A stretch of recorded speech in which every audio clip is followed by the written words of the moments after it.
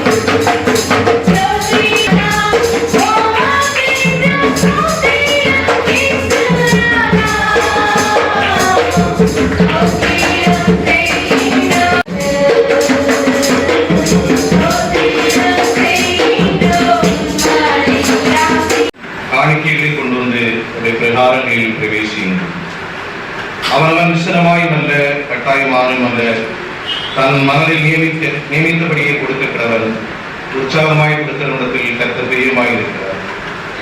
விதைக்கிறவர் விதையையும் புசிக்கிறதற்கு ஆகாரத்தையும் அளிக்கிறவர் உங்களுக்கு விதையை அடைத்து அதை பெருக பண்ணி உன் நீரின் விளைச்சலை வர்த்திக்க செய்வார். உன் பொருளாலும் உன் எல்லா விளைச்சலின் முதற்பதாலும் கர்த்தரை கனம் பண்ணு. அப்பொழுது உன் களஞ்சியங்கள் பூரணமாய் நிரம்பும், உன் ஆலைகளில் திராட்சரசம் புரண்டோடும். இப்பொழுதும் உங்களில் இன்றைய தினம் கர்த்தருக்கு தன் கை காணிக்கைகளை செலுத்த மனப்பூர்வமானவர்கள் யார்?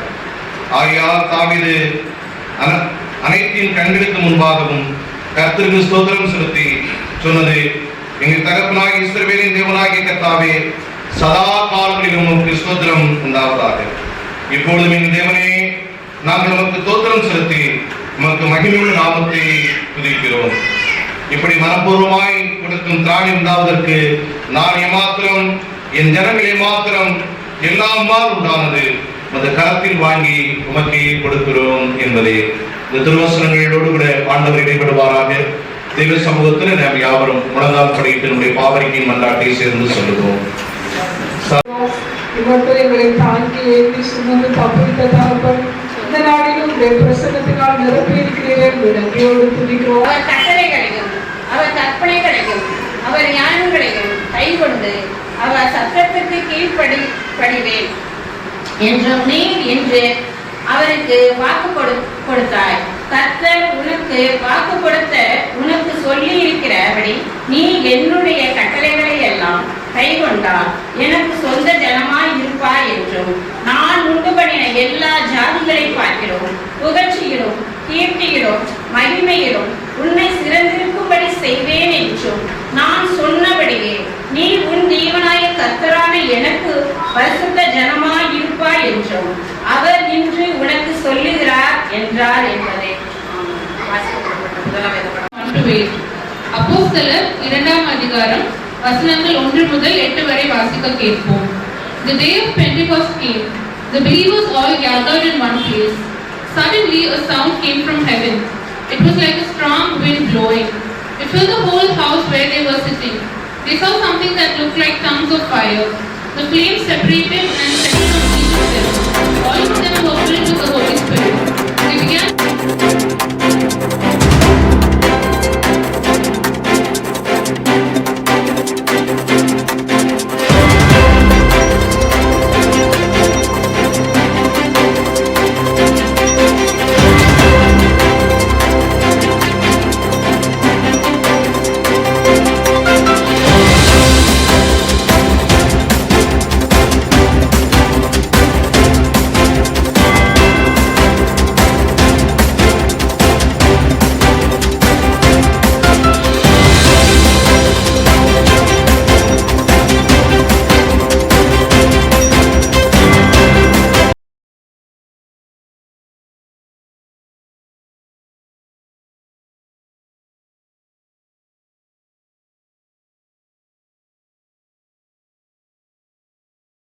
நடவடிக்கைகளை நாம் புதுப்பித்துக் கொள்ள வேண்டும். அன்பானவர்களே, சேர்ப்பின் பண்டிகை நன்றி செலுத்தும் பண்டிகை, சேர்ப்பின் பண்டிகை நினைவு கூறுதலின் பண்டிகை, சேர்ப்பின் பண்டிகை மகிழ்ச்சியின் பண்டிகை, சேர்ப்பின் பண்டிகை புதுப்பித்தலின் பண்டிகை. புதுப்பித்தலின் பண்டிகை ஆண்டவருக்கு நன்றி சொல்வோம். ஆண்டவருடைய வாழ்க்கையிலே செய்வதைகளை நினைத்து ஆண்டவருக்கு தோற்றம் செலுத்துவோம். தொடர்ந்து நாம் எல்லா நிலைகளிலும் மகிழ்ச்சியோடு கூட இருக்க நாம் எல்லாரையும் அரவணைத்து குடும்பங்களிலே, சபைகளிலே, எல்லா நிலைகளிலும் சமுதாயத்திலே எல்லாரையும் அரவணைத்து சென்று ஆண்டவருடைய சன்னிதானத்திலே, ஆண்டவருடைய பிரகாரங்களிலே மகிழ்ச்சியோடு கூட இருக்க கற்றுக்கொள்ளும். மகிழ்ச்சியோடு கூட இருக்க கற்றுக்கொள்ளும். பண்டிகை நிகழ்ச்சி நன்றா இருக்கணும்ன்ற நிலையில வளர்ச்சி நிற்கும். ஆனா சர்வசாதாரணமா அந்த நிகழ்ச்சிக்காக ஒரு சின்ன தொடப்படுத்து கூட ஒரு தூசியை தட்டி இருக்க மாட்டாங்க, ஒரு சின்ன மெல்ல கூட செய்திருக்க மாட்டாங்க. ஆனா நிகழ்ச்சி நடந்து கொண்டிருக்க அந்த நிலையில அவங்க பெரிய ஹீரோயினா மாறிட்டு போயிடும். ராத்திரி முழுக்க கஷ்டப்பட்டு உழைச்சி உடல் உழைப்ப கொடுத்து அவ்வளவு கஷ்டத்தோட அந்த நிகழ்ச்சியை செய்திருப்பாங்க. ஆனா அந்த நிலையில ஒரு சின்ன நிலையில 2 நிமிஷம் 3 நிமிஷத்துல எல்லாத்தையும் கொலாப்ஸ் பண்ணி போயிடலாம். என்றால் அவர்களே, அந்த வாழ்க்கையில இந்த பண்டிகை மகிழ்ந்திருக்கக்கூடிய பண்டிகை. ஒரு 4 பேர் வரும்போது 4 பேருடைய எண்ணங்களும் உண்டாகி இருக்க முடியும். நாம் விரும்பினவர்கள் மற்றவர்கள் விரும்ப மாட்டார்கள், நாம் விரும்பாதவர்களை மற்றவர்களும் விரும்பக்கூடாது. இந்த நியாயம் நீதி நமக்கு ஒவ்வொருத்தருக்கும் அவருடைய பழக்கம். 4 பேர் வரும்போது எல்லாவற்றையும் அனுகூலமாய் அனுசரித்து ஏற்றுக்கொள்ளக்கூடியதுதான் நல்ல தான். அதை நம்முடைய வாழ்க்கையில நாம் கற்றுக்கொள்ள வேண்டும், அதை நம்முடைய வாழ்க்கையில கற்றுக்கொள்ள வேண்டும்.